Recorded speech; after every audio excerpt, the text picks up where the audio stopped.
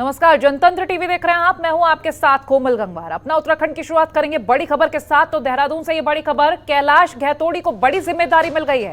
प्रदेश one विकास निगम के अध्यक्ष बनाए गए हैं। बता दें, गहतोड़ी ने सीएम धामी के लिए चंपावत सीट छोड़ी थी। उत्तराखंड शासन ने यह आदेश जारी कर दिए। इस वक्त की बड़ी और अहम जानकारी आपसे साझा कर रहे हैं। सीएम धामी के लिए चंपावत सीट छोड़ी थी। फिलहाल गहतोड़ी को बड़ी जिम्मेदारी मिली है। मंत्री स्तर पर दर्जा मिल गया है। प्रदेश वन विकास विभाग के अध्यक्ष बना दिए गए हैं।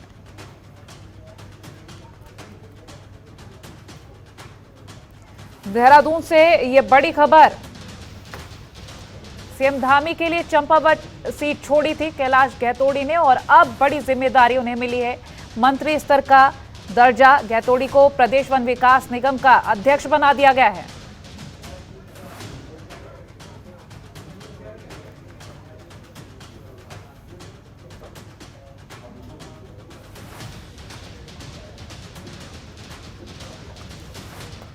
तो ये बड़ी और अहम जानकारी आपसे हम साझा कर रहे हैं।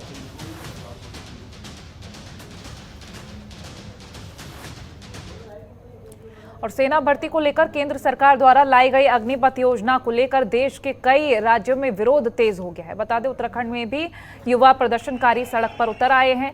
आक्रोशित युवाओं ने जगह जगह इकट्ठा होकर सरकार के खिलाफ नारेबाजी की और सड़क पर जाम लगा है। उन्होंने 4 साल की नियुक्ति पर सवाल खड़े किए हैं और इस व्यवस्था को बदलने की मांग की है। कई जगह युवाओं ने पैदल मार्च निकालकर अपना विरोध प्रदर्शन किया है। हाथों में तिरंगा और पोस्टर लेकर सड़कों पर युवा नजर आ रहे हैं और साथ ही युवाओं ने बीजेपी की ओर से शहर के विभिन्न इलाकों में लगाए गए पोस्टरों और बैनर्स को फाड़ डाला है और केंद्र और राज्य सरकार के खिलाफ नारेबाजी की है। बता दें, पिथौरागढ़ में युवाओं ने सिलथाम में जाम लगाया है, जिस कारण यहां हजारों लोग जाम में फंस गए। हंगामा कर रहे युवाओं ने अग्निपथ योजना को तत्काल प्रभाव से निरस्त करने की मांग की है। कहा है कि ये युवाओं के साथ धोखा है। वहीं दूसरी ओर केंद्र सरकार के अग्निपथ योजना के तहत अग्निवीरों की भर्ती प्रक्रिया 90 दिन बाद शुरू हो जाएगी।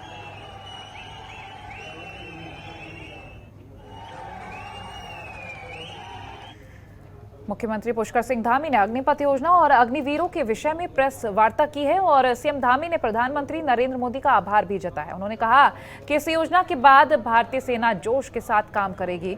वहीं इस मौके पर सीएम धामी ने कहा कि योजना से हर किसी को सेना में भर्ती होने का मौका मिलेगा और वहीं इस योजना से युवाओं का सेना में भर्ती होने का सपना भी पूरा होगा।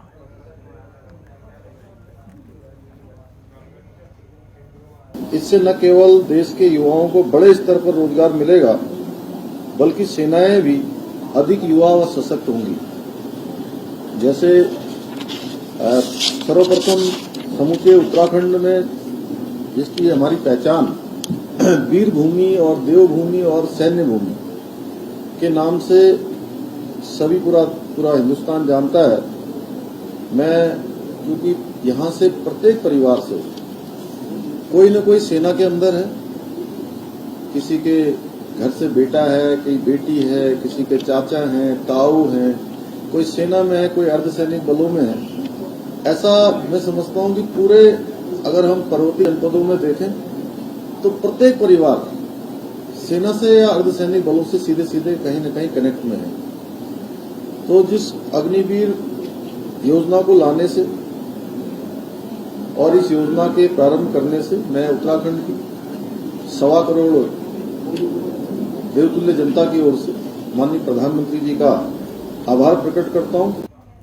और देश भर में अग्निपथ योजना पर बवाल मचा हुआ है। जहां अग्निपथ योजना को लेकर सरकार का कहना है कि इससे देश के युवाओं को रोजगार मिलेगा, जबकि विपक्ष इससे वापस लेने की मांग कर रहा है। इस मुद्दे पर देश के रक्षा राज्य मंत्री अजय भट्ट से बात की हमारी संवाददाता ममता चतुर्वेदी। सुनिए क्या कुछ कहना है उनका। इस वक्त बातचीत करने के लिए हमारे साथ मौजूद हैं केंद्रीय मंत्री अजय भट्ट जी। अग्निपथ जो स्कीम आप लोग लेकर आए हैं, सबसे पहले संक्षिप्त में क्या है ये? हम एक आदर्श जवान, आदर्श नागरिक जो पूरी तरह से अनुशासित है, हर चीज़ को जानता है, आप कील से लेकर कांटा तक, यानी ए से जेड तक जितने हथियार हैं उनके बारे में जानता है, उनको चलाना जानता है और पनडुब्बी क्या काम करती है, एयरफोर्स में कौन से फाइटर हैं, कैसे चलाएंगे, सब कुछ जानता है। यानी कि वो परफेक्ट होके बाहर निकलेगा। परफेक्ट होकर बाहर निकलेगा, लेकिन 4 साल के लिए जो ये नौकरी का प्रावधान है, इसको लेकर रोष भी दिखाई दे रहा है। कोई रोष नहीं होगा, उसमें से भी बेहतर से बेहतर चुने जाएंगे। आप जानते हैं कि हम फौज में भर्ती होने के लिए आते हैं। मैं अभी आंकड़े देख रहा था, कहीं 50,000 जो हमारे जोनल फौज के रिक्रूटमेंट ऑफिसेज हैं, कहीं 50,000, कहीं 40,000, कहीं 25,000 ऐसे जवान आते हैं। लेकिन जितनी डिमांड होती है उतने ही चुने जाते हैं ना। उसमें से 50,000 के 50,000 तो कभी चुने नहीं जाते हैं। उसमें से कहीं पर 5,000 आ जाते हैं। अगर डिमांड 5,000 की है तो उसमें से निकलना पड़ता है कि 5,000 उसमें से निकलेंगे, उस पैरामीटर पर आना पड़ेगा। तो इसी तरह से जो सर्वोत्तम होगा उसके लिए फिर एक टेस्ट या जो भी उसके अभी नियमावली अच्छी तरह से आने दीजिएगा। अभी तो 2 ही दिन हो रहा है, तो उसके बाद उनको 25 लोगों को अंदर लेंगे। तो जो बाहर आएंगे उनको एक लमसम अमाउंट भी दिया जा रहा है और उनके लिए वो तो परफेक्ट हैं, वो तो जहाँ जाएंगे वहाँ पाएंगे। उसको तो जनता क्या, कई प्रतिष्ठान, कई सरकारें कहेंगी हमें दो, उनके लिए एक निश्चित कोटा भी फिक्स कर देंगी। विपक्ष तो कह रहा है, उत्तर प्रदेश ने तो कह ही दिया है ना, अभी हम इनको अपने वहाँ रखेंगे। कितनी बड़ी बात है, पहली नौकरी मिल गई, अभी हुआ भी नहीं। विपक्ष ये आरोप लगा रहा है कि मोदी सरकार ने वायदा किया था कि करोड़ों की नौकरियां मिलेंगी बेरोजगारों को, लेकिन अब लेकर भी आए तो केवल 10 लाख। अभी आप इतना ही क्यों देख रहे हैं? एक तरफ तो कह रहे हैं आप ये कुछ भी नहीं है, एक तरफ कह रहे हैं आप 10 लाख दे रहे हैं। आने तो दीजिए, स्टेप बाय स्टेप सब कुछ होगा। अग्निपथ स्कीम को लेकर अब देश भर में विरोध प्रदर्शन हो रहा है। बिहार में युवाओं ने सड़कों को जाम कर दिया है, आगजनी कर रहे हैं, इससे कैसे निपटें? नहीं, बिल्कुल नहीं करना चाहिए। मैं युवाओं से कहूँगा आके तो देखिए, जाम करने में जो ताकत लगा रहे, एक बार 4 साल ट्रेनिंग करके देखो। पहले ट्रेनिंग में यहाँ तो निकलो, आप आती जाओ, 4 साल के लिए भी तो निकलना ही पड़ेगा। आप आइए, उसको समझिए, समझने के बाद देखिए कि कैसा फ्यूचर आपका बनता है। एक सुनहरा फ्यूचर, एक अच्छा अवसर आपको मिल रहा है हर क्षेत्र में जाने का। आर्मी से रिटायर होके जो कई लोग आए या बीच में से जिन्होंने नौकरी छोड़ के आए, कोई IAS हैं, कोई IPS हैं, कोई ICS हैं, आपको एक अवसर भी है, कहीं रोक थोड़ी है। उत्तर प्रदेश ने तो कह ही दिया हम इनको अपने वहाँ समायोजित करेंगे। वक्त देने के लिए शुक्रिया। कैमरा पर्सन कमल के साथ ममता चतुर्वेदी, जनतंत्र टीवी, दिल्ली। और वहीं उत्तराखंड विधानसभा के बजट सत्र का आज तीसरा दिन था। तीसरे दिन विपक्ष ने सदन में जहां शिक्षा और स्वास्थ्य का मुद्दा उठाया, वहीं जिला विकास प्राधिकरण के मुद्दे को लेकर खूब हंगामा हुआ है। विपक्ष ने तीखे तेवर दिखाते हुए सदन में बजट की कॉपी ही फाड़ दी। इस बीच विधायक अनुपमा रावत और सुमित हृदेश की मार्शल से धक्का मुक्की भी हुई है। बता दें, विधानसभा स्पीकर ने कई बार कहा, इसके बावजूद भी विपक्ष शांत नहीं बैठा। विपक्ष ने कहा कि जहां सरकार ने जो जिला विकास प्राधिकरण बनाए थे वो भ्रष्टाचार का अड्डा बन गए हैं।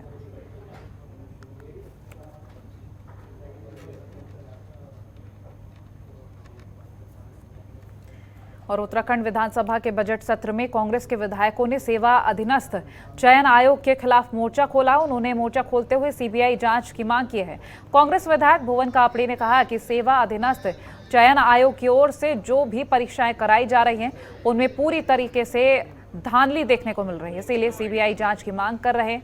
वहीं संसदीय कार्य मंत्री प्रेमचंद अग्रवाल ने कहा कि सेवा अधीनस्थ चयन आयोग पूरी पारदर्शिता के साथ परीक्षाएं कराई हैं।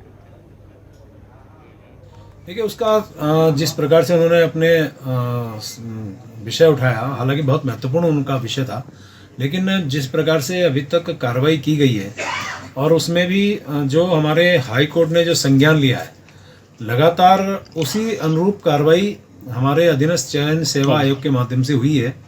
और मैंने भी अपने जवाब में बहुत स्पष्ट शब्दों में कहा, उन्होंने कहा साहब कुछ प्रश्नों के जो है उत्तर दूसरे दिखाई दे रहे हैं, और उसमें निश्चित रूप से जो विशेषज्ञ हैं, 3 विशेषज्ञ उस प्रश्न के बारे में अपना निर्णय लेते हैं और उसके आधार पे उसका उत्तर माना जाता है, और वो यहाँ हुआ भी है।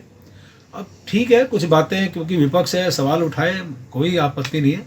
देखिए, हमने उत्तराखंड के युवाओं को और भर्ती घोटाले को लेकर उत्तराखंड अधीनस्थ चयन आयोग के में नियम 58 में चर्चा करी है, और मुझे उम्मीद नहीं है कि सरकार कुछ करेगी। मैं आप लोगों के सामने ये सारे प्रूफ साझा कर रहा हूँ।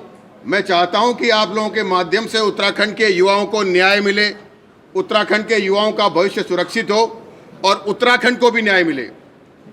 उत्तराखंड अधीनस्थ सेवा चयन आयोग, जो भ्रष्टाचार का अड्डा बन गया है और जिसको तत्कालीन सरकार का संरक्षण है। 80,000 युवाओं की भर्ती होती है और उसको 18 पालियों में कराया जाता है। आप समझिए, क्या सरकार के पास 80,000 युवाओं का एक दिन में एग्जाम कराने का इंतजाम नहीं है? और उत्तराखंड में भी राहुल गांधी के ईडी की ओर से तलब किए जाने के खिलाफ कांग्रेस पार्टी ने मोर्चा खोल दिया। बड़ी संख्या में कांग्रेस कार्यकर्ता जन प्रदेश मुख्यालय में एकत्रित हुए और इसके बाद जुलूस की शक्ल में राजभवन के लिए कूच किया। कांग्रेस ने मोदी सरकार पर गंभीर आरोप लगाते हुए कहा कि कांग्रेस की आवाज को दबाने के लिए मोदी सरकार ईडी का सहारा ले रही है। वहीं नुपुर शर्मा के मामले को भी दबाने के लिए सरकार कांग्रेसियों पर शिकंजा कस रही है। कांग्रेस प्रवक्ता सुजाता पॉल ने सरकार पर गंभीर आरोप लगाते हुए कहा कि केंद्र सरकार भले ही कांग्रेसियों पर इस तरह के हमले करती रहे, लेकिन सरकार कांग्रेस जनों की आवाज को दबा नहीं सकती। वहीं कांग्रेस के जुलूस को भारी पुलिस बल और बैरिकेड्स लगाकर रोका गया। इस जुलूस में प्रदेश अध्यक्ष करण माहरा, नेता प्रतिपक्ष यशपाल आर्य, भुवन कापड़ी मौजूद रहे। देश में हो गया है, जो भी लोकतंत्र को बचाने की बात कर रहा है, जो भी जनहित की बात कर रहा है, उसकी आवाज को दबाने का कार्य कर रही है भाजपा दमनकारी अपनी नीतियां अपनाकर। और आज ये कहने में हमें कोई गुरेज नहीं कि पूरे देश में सिर्फ एकमात्र एक नेता है श्री राहुल गांधी जी, जो कि जनता की आवाज बनकर लोगों की बातों को सामने रख रहे हैं, जनता के सामने सच्चाई भाजपा का सही मुखौटा लोगों के सामने ला रहे हैं। और उसी के लिए भाजपा ईडी को अपनी प्राइवेट लिमिटेड कंपनी बना के जिस तरीके से राहुल गांधी जी की आवाज को दबाने का कार्य किया। देखा होगा कि इस देश में जिस देश ने भारतीय जनता पार्टी की गलत नीतियों के खिलाफ आवाज उठाने की कोशिश की है, भारतीय जनता पार्टी की सरकार ने दमनकारी नीति अपनाकर ईडी, सीबीआई, इनकम टैक्स इनका यूज करके उन लोगों की आवाज दबाने का काम किया है। आज हमारे नेता राहुल गांधी की गलती ये है कि उन्होंने युवाओं के रोजगार की बात उठाई है, उन्होंने किसानों के अधिकार की बात उठाई है, उन्होंने देश में बढ़ती महंगाई पर बात उठाई है, उन्होंने देश से लगातार बाहर जाते हुए हिंदुस्तानी व्यापारियों की बात उठाई है। तो आज ईडी के माध्यम से राहुल गांधी की आवाज को दबाने की कोशिश की जा रही है। इस देश में क्या चोर को चोर कहना पाप है? अगर राहुल गांधी ये पाप कर रहे हैं तो अब सब कार्यकर्ता कांग्रेस के उनके साथ हैं। कांग्रेस कार्यकर्ता मन बना चुका है सड़क पे रहने का, जेल में रहने का। अब ये सरकार को डिसाइड करना है कि उनको लोकतंत्र की हत्या करनी है या लोकतंत्र के साथ। और मुख्यमंत्री पुष्कर सिंह धामी ने आज यमुना सफाई महोत्सव का शुभारंभ किया। आपको बता दें कि सीएम धामी ने मुख्यमंत्री कैंप ऑफिस से 7 दिवसीय यमुना सफाई महोत्सव का शुभारंभ किया है। चेतना यात्रा को फ्लैग ऑफ किया है। इस मौके पर सीएम धामी ने कहा कि गंगा और यमुना के साथ ही अन्य जल स्रोतों को स्वच्छ रखना हम सबकी सामूहिक जिम्मेदारी है। साथ ही उन्होंने कहा कि पर्यावरण की सुरक्षा के लिए प्रदेश सरकार सिंगल यूज प्लास्टिक को प्रतिबंधित करने जा रही है। उत्तराखंड के पूर्व मुख्यमंत्री हरीश रावत ने पौड़ी गढ़वाल के श्रीनगर में गुलदार प्रभावित भट्टी गांव और सपलोड़ी पहुंचे और बता दें कि इलाके में पिछले 1 महीने में इस इलाके में गुलदार ने 2 महिलाओं को मार डाला है। हरीश रावत ने यहां पहुंचकर मृतक महिलाओं के परिजनों को सांत्वना दी और अपने स्तर से परिवार को आर्थिक मदद भी भेंट की है। वहीं इस मौके पर उन्होंने बीजेपी सरकार पर जमकर हमला बोला है। इस समय भट्टी गांव में हूँ। पहले जो है सपलोड़ी में था। अब यहाँ हमारी सुमित्रा देवी जी, हमारी बड़ी बहन जो है, उनको बाद में घर से घसीट करके मार डाला। 7 बजे के करीब अपने मंदिर में दिया जलाने जा रही थी और उनके जीवन का दिया जो है आदमखोर बाघ ने बुझा दिया। परिवार में 2 ही महिलाएं थी और दूसरी महिला को जब आभास हुआ कुछ दुर्भाग्यजनक हो रहा है, वो चिल्लाई तो एक आध भाई उनके जो है पंजी भाग करके आए, उन्हें पत्थर से डाले तो किसी तरीके से उनकी निर्जीव देह मिल पाई। और ये हमारे गांव-गांव के अंदर भय व्याप्त है। उत्तराखंड में गृह मंत्री अमित शाह के फर्जी पत्र वायरल हो रहे हैं। बता दें, गृह मंत्री के वायरल फर्जी पत्र के मामले में एसटीएफ ने साइबर थाने में मुकदमा दर्ज किया है। सीएम ने सख्त कार्रवाई के निर्देश देते हुए कहा कि ये बहुत गंभीर मामला है। सीएम ने कहा कि साइबर सेल इस मामले पर छानबीन कर रहा है और इस पर उचित कार्रवाई की जाएगी। वहीं मामले को गंभीरता से लेते हुए पुलिस महानिदेशक अशोक कुमार गहलोत का कहना कि मामले में मुकदमा दर्ज कर लिया गया है और एसटीएफ जांच कर रही है। नैनीताल में 21 जून अंतर्राष्ट्रीय योग दिवस के रूप में मनाया जा रहा है। बता दें कार्यक्रम का आयोजन किया जाएगा। इसमें कानून और न्याय मंत्री एसपी बघेल मुख्य अतिथि के रूप में शामिल होंगे। कार्यक्रम को लेकर जिलाधिकारी धीराज सिंह ने कार्यक्रम स्थल का निरीक्षण भी किया है। संबंध में उन्होंने कहा कि कार्यक्रम को भव्य बनाने के लिए सीआरपीएफ की टीम सहित स्कूलों के छात्रों के साथ नगर के स्थानीय लोगों को भी आमंत्रित किया गया है और साथ ही उन्होंने कार्यक्रम में हजारों लोगों को आने की उम्मीद भी जताई है। 21 जून को अंतर्राष्ट्रीय योग महोत्सव है। उस दिन के लिए हमारे मुख्य अतिथि minister of state SP Baghel sir हैं, जो मिनिस्टर लॉ एंड जस्टिस है, तो वो आएंगे 21 तारीख को। तो उसकी तैयारी के संबंध में हम लोग यहाँ आए हैं। तो उस दिन मुख्य अतिथि के अतिरिक्त जितने भी हमारे गणमान्य व्यक्ति हैं और शहर के जितने प्रबुद्ध नागरिक हैं उन लोग को भी हम आमंत्रित कर रहे हैं। और साथ ही साथ जितने भी स्कूल्स हैं, चाहे बोर्डिंग वाले स्कूल्स हों, जिसमें बोर्डर्स को भी हम लोग इनवाइट करेंगे, और हमारे जो सरकारी स्कूलों के हमारे स्टूडेंट्स हैं उन सबको इनवाइट करेंगे। और उत्तराखंड में मौसम का मिजाज बदल गया है। देर शाम को ज्यादातर स्थानों पर बादलों ने डेरा डाल लिया था। बता दें चारधाम समेत ज्यादातर पर्वतीय क्षेत्रों में हल्की से मध्यम बारिश हुई, जिससे भीषण गर्मी से राहत मिली है। बता दें कि देहरादून में रात झमाझम बारिश हुई है। मौसम विभाग के अनुसार प्रदेश के 6 जिलों में बारिश की संभावना है। विभाग की तरफ से प्रदेश के 6 जिलों में बारिश का येलो अलर्ट जारी कर दिया गया है।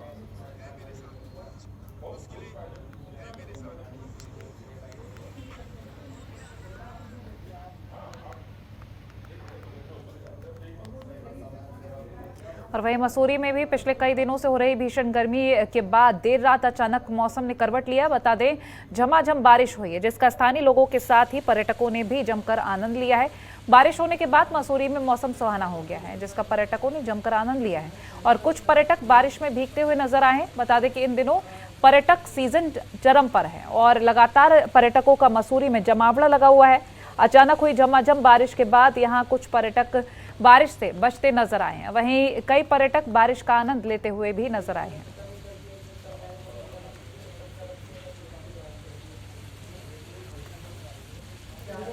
धर्मनगरी हरिद्वार में गंगा सभा की ओर से गंगा घाटों की स्वच्छता और निर्मलता को बनाए रखने के लिए लगातार प्रयास किए जा रहे हैं और इसी कड़ी में हर की पैड़ी पर गंगा घाटों की सफाई व्यवस्था के लिए राइड ऑन मशीन को मंगाया गया है, जिससे गंगा घाटों की सफाई व्यवस्था को दुरुस्त रखा जा सके। आपको बता दें कि इस मशीन की खासियत यह है कि मशीन के अंदर घाटों को साफ करने के लिए पानी का टैंक भी बनाया गया है।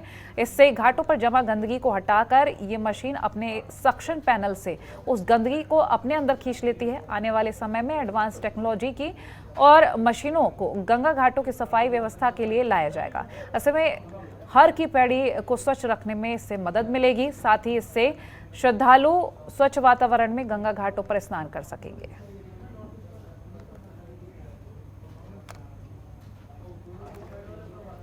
लक्सर एसडीएम गोपाल राम बिनवाल और तहसीलदार शालिनी मौर्य ने लक्सर और खानपुर में चौकियों का निरीक्षण किया है। साथ ही सिंचाई विभाग और राजस्व कर्मियों को कड़े निर्देश भी दिए गए हैं। इस मौके पर एसडीएम ने कहा कि बरसात के मौसम के चलते तटबंध को जल्द ठीक कराने के निर्देश दिए हैं और वहीं बाढ़ राहत चौकियों पर कर्मचारियों की तैनाती भी कर दी गई है। दिनेशपुर में पुलिस को बड़ी कामयाबी मिली है। पुलिस ने वन विभाग के कर्मचारियों पर हमला करने वाले खनन माफियाओं को गिरफ्तार कर लिया है। कुछ दिन पहले ही खनन माफिया ट्रैक्टर ट्रॉली में रेत भरकर जंगल के बाहर ले जा रहे थे, जिसको देखकर वन विभाग के कर्मचारियों ने रोकने की कोशिश भी की। इसके बाद खनन माफियाओं और वन विभाग के कर्मचारियों के बीच मारपीट हो गई है। इस मामले को लेकर थानाध्यक्ष विनोद जोशी ने कहा कि आरोपी को गिरफ्तार कर लिया गया है और बाकी आरोपियों की तलाश की जा रही है। अपना तिलपुरी खुला के पास में वन विभाग के जो हमारे बीट अधिकारी थे, उनके साथ कुछ लोगों ने मारपीट करी थी और सरकारी कार्य में बाधा पहुँच रही थी। उस संबंध में मुकदमा कायम किया गया था, जिसमें एक नामजद मुकदमा मुंजी रजा उसको आज गिरफ्तार किया गया और बाद उसको गिरफ्तारी की मांग न्यायालय पेश किया गया।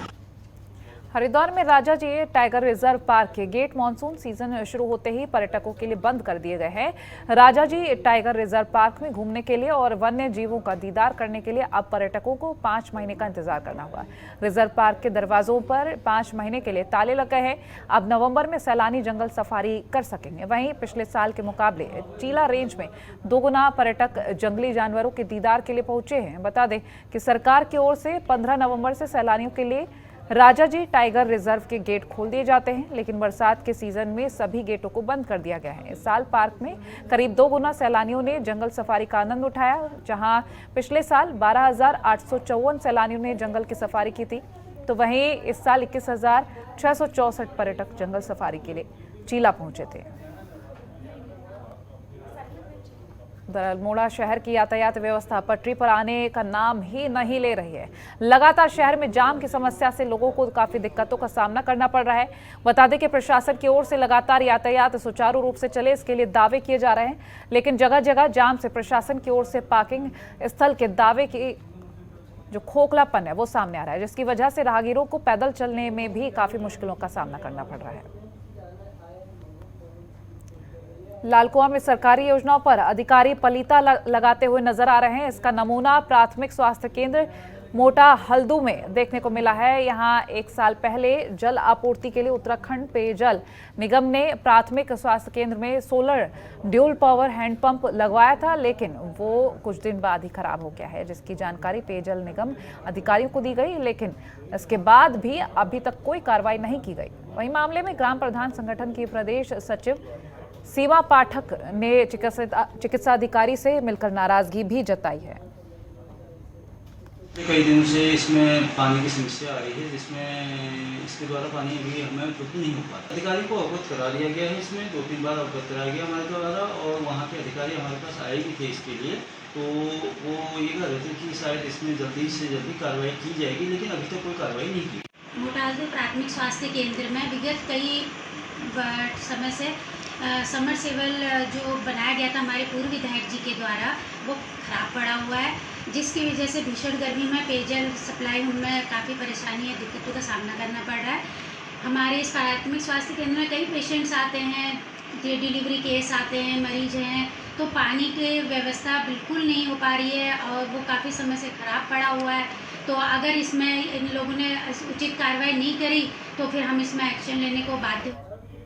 और चंपावत के टनकपुर में मां पूर्णागिरि मेले का विधिवत समापन हो गया है। टनकपुर के ठुली गार्ड में समापन कार्यक्रम आयोजित किया गया, जिसमें स्थानीय प्रशासन, मंदिर समिति और अन्य विभागों के अधिकारी मौजूद रहे। बता दें कि पूर्णागिरि मेले में हर साल होली के अगले दिन से ये शुरुआत की जाती है, जिसका अब समापन हुआ है। इस अवसर पर एसडीएम हिमांशु कफलटिया ने लगभग 3 महीने तक चले मां पूर्णागिरि मेले के सफल आयोजन के लिए सभी विभागों और जनता का आभार जताया है। इसका ये मेला रहा और इसमें लगभग 35 लाख श्रद्धालुओं ने माता के दर्शन किए। विगत 2 वर्षों से कोविड के कारण मेला जो है पूरी तरीके से नहीं चल पाया था, लेकिन इस वर्ष बिना किसी व्यवधान के मेला संपन्न हुआ है और बहुत अच्छी तरीके से संपन्न हुआ है, जिसके लिए मैं सभी स्थानीय लोगों का, मंदिर समिति का, मेला संचालन समिति का, सभी विभागों का, पुलिस का और सभी लोगों का धन्यवाद करता हूँ। हरिद्वार के सूखी नदी क्षेत्र में गुलदार का आतंक लगातार बढ़ता जा रहा है। रिहायशी इलाकों में गुलदार की दस्तक से इलाके में दहशत का माहौल है। बीती देर रात गुलदार की दस्तक उत्तरी हरिद्वार के सूखी नदी क्षेत्र में दिखाई दी और इसका वीडियो तेजी से वायरल हो रहा है। वीडियो में गुलदार एक कुत्ते को अपना शिकार बनाकर ले जाता हुआ साफ नजर आ रहा है।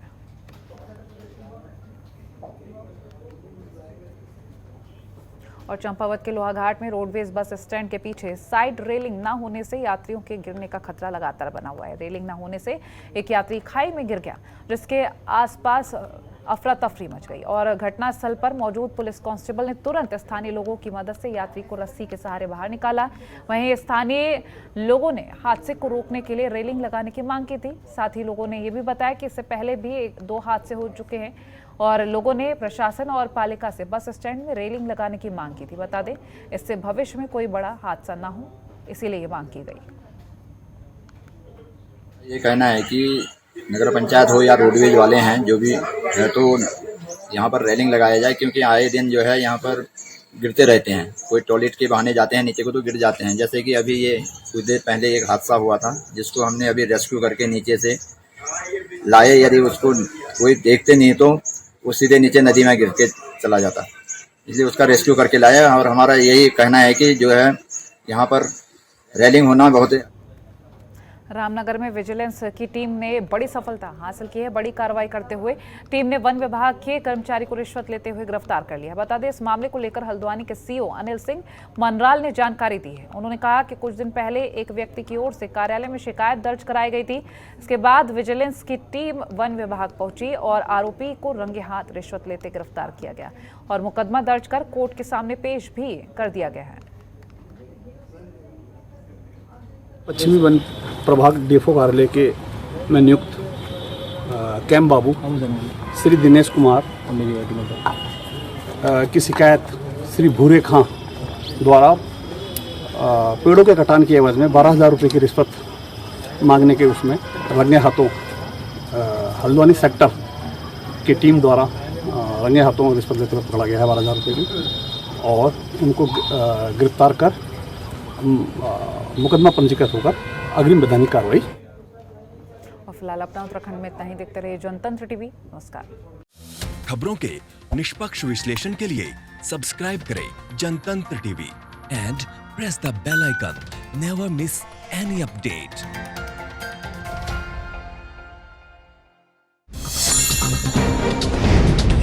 डाउनलोड कीजिए जनतंत्र टीवी ऐप को, जो कि अवेलेबल है गूगल प्ले और ऐप स्टोर पर। अधिक जानकारी के लिए अभी डाउनलोड करें।